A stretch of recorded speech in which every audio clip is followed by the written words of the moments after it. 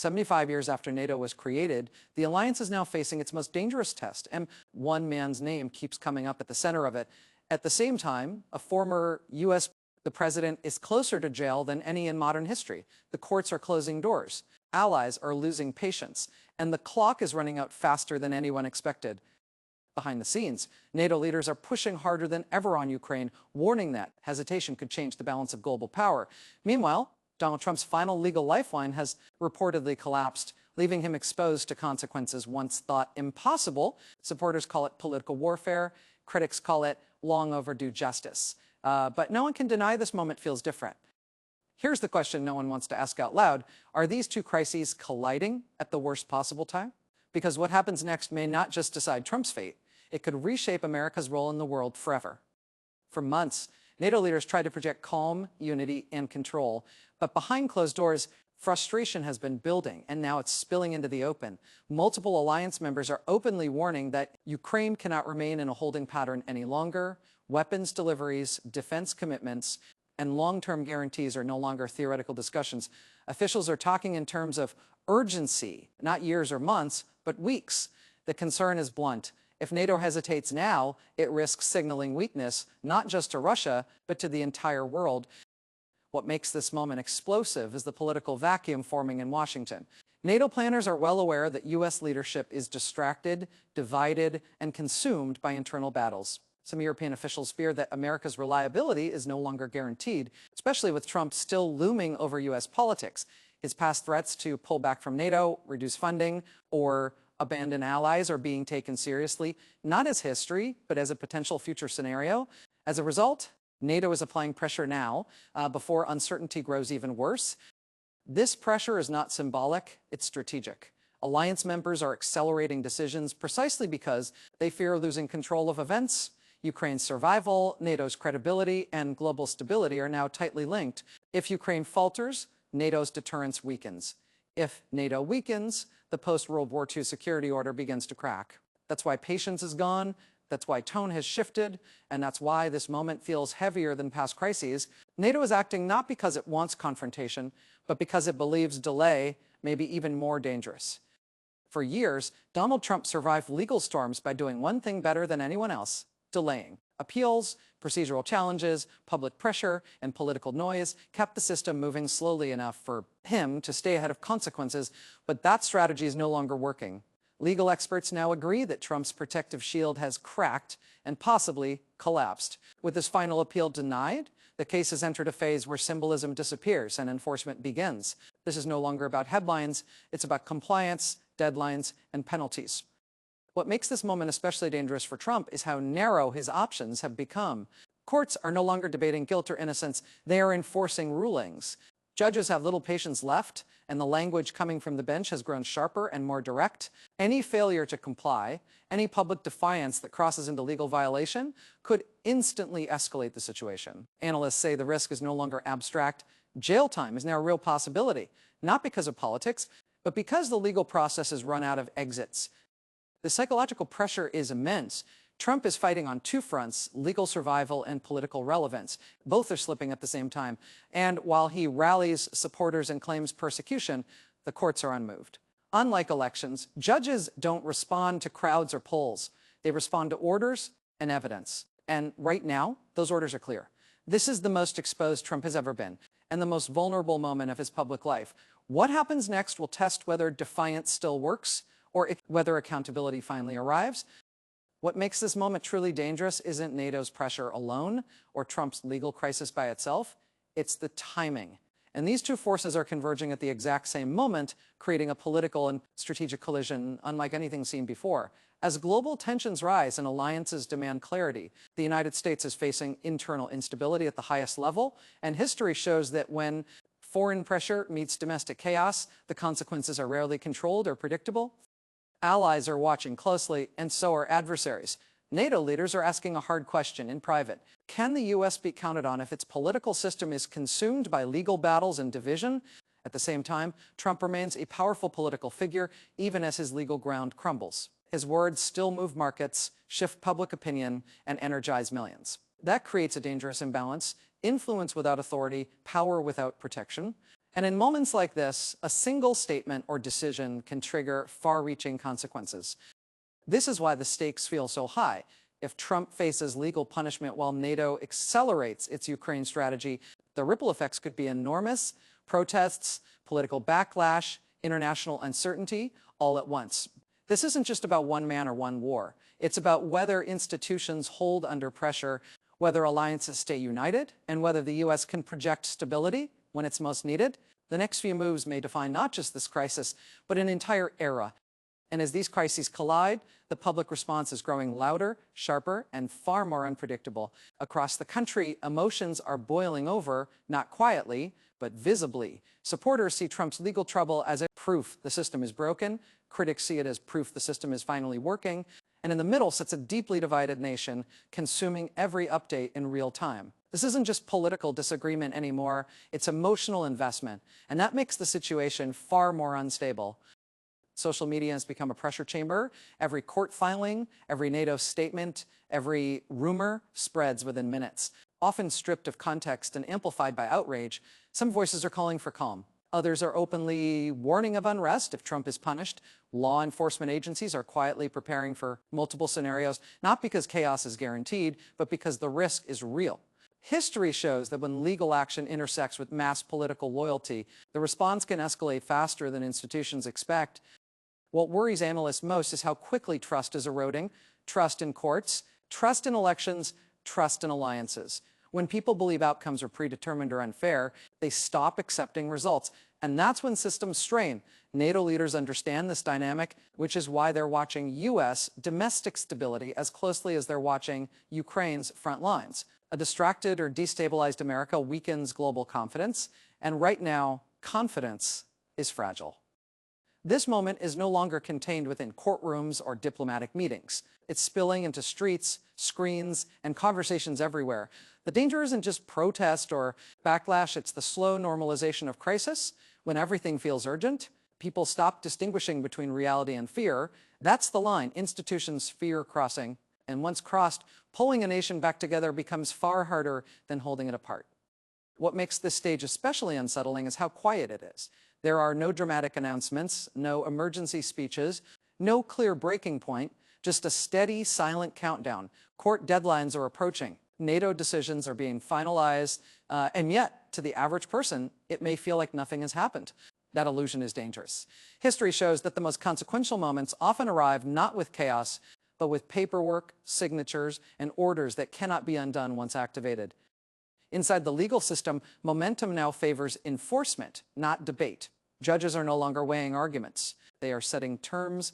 Missed deadlines or defiant rhetoric could instantly trigger escalation. At the same time, NATO's planning has moved beyond contingency and into execution. Military aid schedules, strategic commitments, and alliance messaging are being locked in. Once these mechanisms are set in motion, reversing them becomes politically and practically costly, and this is the phase where choices narrow, flexibility disappears, and outcomes harden. The danger is that both timelines, legal and geopolitical, are advancing independently, yet will collide in the public arena if legal consequences strike. While NATO escalates its Ukraine strategy, the shock could overwhelm public attention and institutional capacity at the same time. Analysts warn this is when misinformation thrives, trust collapses, and overreaction becomes likely. A single spark, a ruling, a statement, a protest, could cascade far beyond its original scope. This is why experts keep using the same word: fragile. Not because systems are weak, but because they are under simultaneous strain. Courts demand obedience, alliances demand leadership, the public demands answers, and Trump, at the center of it all, faces shrinking room to maneuver. The countdown isn't loud, but it's real, and once it reaches zero, there may be no pause button left to press. We are now entering the phase where consequences replace speculation. For years, politics, law, and global security moved on separate tracks, intersecting only briefly. Now, those tracks are merging. If Trump faces real legal punishment while NATO locks in its Ukraine strategy, the meaning of power itself may change. Not who speaks the loudest, but who is obeyed. Not who rallies crowds, but who controls outcomes. This shift is subtle, but historic, and it's happening in real time. For institutions, this is a moment of truth, and courts must prove they can enforce the law without fear or favoritism. NATO must show it can act decisively even when its most powerful member is politically unstable. And the United States must demonstrate that its system can absorb shock without tearing itself apart. None of this is guaranteed. The pressure on every pillar is intense, and mistakes now would echo for decades. This is no longer about winning arguments. It's about preserving legitimacy. For Trump, the reality is stark. Influence without immunity is a dangerous position.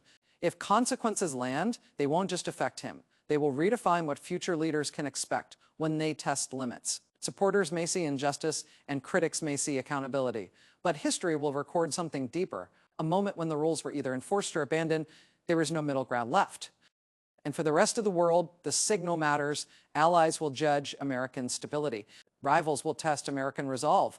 The outcome of this moment will shape decisions far beyond U.S. borders. And that's why this isn't just another political storm. It's a turning point. What happens next will answer a question many thought would never be asked seriously. When power is challenged from every direction at once, does the system bend or does it finally hold? The most unsettling part of this moment is that the biggest shock may arrive quietly. No dramatic countdown on television, no single announcement that explains everything. Instead, it could come through a short court order, a sudden enforcement action, or a firm NATO declaration that changes the rules overnight. When systems reach this stage, they don't explode loudly, they snap decisively. And by the time the public fully realizes what has happened, the moment to react may already be gone. Analysts warn that this is when miscalculations are most likely. Trump's words still carry enormous weight. And any statement made under pressure could inflame tensions instantly. At the same time, NATO leaders are carefully choosing language to avoid panic while still projecting strength. It's a delicate balance, and history shows that balance often breaks when stress peaks. One misinterpreted comment, one legal escalation, or one unexpected protest could trigger reactions across markets, streets, and international capitals. What makes this phase especially dangerous is uncertainty. People fear what they don't fully understand. When information is incomplete, rumors fill the gap. That's when trust erodes fastest and when emotions override patience. Governments know this, which is why preparations are happening quietly in the background. Security planning, legal coordination, diplomatic signaling, none of it flashy, all of it critical. This is the calm that comes before consequences, not before relief. The sense that something is about to happen isn't imagination, it's pattern recognition. Systems under pressure behave predictably even when outcomes don't. And right now, every major system involved is under strain at the same time. If the final shock arrives, it won't just affect Trump or NATO or Ukraine. It will affect how people view authority, fairness, and stability going forward. The real question isn't whether change is coming, it's whether the public will be ready when it does. No matter how the next move unfolds, the real struggle won't be the decision itself. It will be the aftermath. History shows that moments like this don't end cleanly. They linger, divide, and reshape behavior long after the headlines fade. So if legal consequences hit Trump while NATO advances its Ukraine commitments, the immediate shock will only be the beginning. What follows could be months, even years, of political tension, legal challenges, and public fallout that refuses to settle. For the United States, the aftermath will test endurance more than strength. Institutions may survive the initial pressure, but sustaining legitimacy afterward is far harder. Courts will face accusations of bias, political leaders will face demands to take sides, media narratives will harden, and ordinary citizens will be asked to accept outcomes they may deeply disagree with. This is where democracies are most vulnerable, not when rules are enforced, but when large portions of the population reject the result emotionally, even if they are legally sound. Internationally, the aftermath matters just as much. Allies will study how America handles internal strain while projecting global leadership. NATO's credibility won't be judged only by weapons or statements, but by whether the U.S. appears stable, focused, and reliable once the dust settles. Rivals will look for hesitation, distraction, or retreat. Every response or lack of one will be interpreted as a signal of future strength or weakness. For Trump, the aftermath could define his legacy more than any verdict. Whether he complies, resists, or escalates rhetorically will shape how history remembers this chapter. Influence doesn't vanish overnight, but it does change form, and how that influence is used in the aftermath could either calm tensions or deepen fractures. This is why the current moment is so deceptive. People are focused on what's about to happen, not what comes after. But the aftermath is where nations either heal or harden, and once it begins, there are no easy resets. Only long consequences that shape the future quietly, day by day. As this moment unfolds, one uncomfortable truth is becoming harder to ignore. There may be no clear winner when it's over. If Trump faces legal consequences, his supporters won't simply disappear. If NATO tightens its grip around Ukraine, global tensions won't instantly ease. Each action taken to restore order may simultaneously create new fractures. This isn't a story with a clean ending. It's a test of how much strain systems and societies can absorb before something gives. In situations like this, victory depends on perspective. Courts may uphold the law, but lose public trust in the process. Alliances may strengthen militarily, but deepen political divides at home. Leaders may claim moral high ground, while citizens feel unheard or dismissed. These mixed outcomes are dangerous because they blur the line between success and failure. When everyone believes they've lost something, resentment tends to outlive resolution.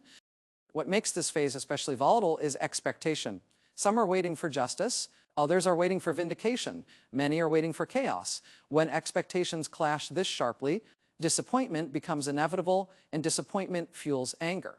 Analysts warn that the absence of a satisfying conclusion can be more destabilizing than a controversial one. People need closure, and this situation offers very little. That's why the coming period may feel unsettled even after major decisions are made. Headlines may declare outcomes, but emotions will lag behind facts. The story won't end with the ruling of NATO statement. It will continue in how people react, organize, and remember. And in that sense, the most important outcome may not be who wins, but whether the system can survive without tearing itself apart. Every era has a moment that later generations point to and ask, what did they do when it mattered most? This may be one of those moments, not because of a single ruling or a single decision, but because of how many forces are converging at once. Law, power, loyalty, and global security are all being tested together. So how leaders respond now and how the public reacts will shape the story history tells. If institutions hold firm, this period may be remembered as painful but necessary. A moment when rules were enforced, alliances adapted, and democracy proved resilient under pressure. But if trust collapses, if violence or mass instability follows, this could be remembered as the point where confidence broke and division hardened. History doesn't just record what happened, it records whether societies rose to the challenge or shrank from it. What makes this judgment unavoidable is that there are no neutral bystanders. Courts are acting, NATO is acting, Trump is acting, and the public, whether through support, protest, or silence, is acting too. Every choice becomes part of the record. Even hesitation carries consequences. Years from now, people won't debate every legal detail or diplomatic phrase. They'll ask broader questions. Did the system work? Did leaders protect stability? Did the country remain united when tested? That's why this moment feels heavier than daily news. It's not just unfolding in real time, it's being written into history. And once history turns the page, there's no rewriting what came before it.